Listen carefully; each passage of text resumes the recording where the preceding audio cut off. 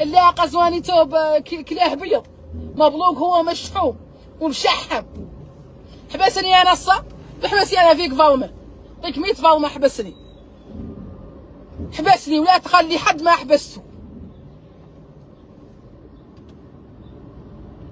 والله ما لين نخوفوا، والله ما لين نسكتوا، والله لا ابقى منا لا لقاش واحد يتكلم.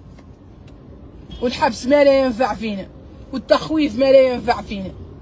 حبسوا كيف ما تبقوا، وعدلوا ذا النوع من الروايات الموسخين. شفت ذا النوع من الامور هو اللي لا يوعي الحلاطين. هذا النوع من الوسخ هو اللي لا يوعي الحلاطين.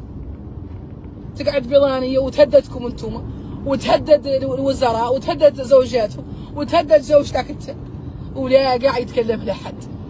وتكتب الخادم ورده وتكتب كلمتين على الفيسبوك ينقبض ويعيط لها وتندع على تحت رقابه قضائيه. تعدل روايه اخرى تعيط لها وتنقبض وتندار في السجن. تقبض حرطانيات اثنتين خاطي يبلغوا عن العبوديه تقبضهم وتديرهم في السجن. ورا ذاك تبخض لنا عنها قابضه السكري والله قابضه.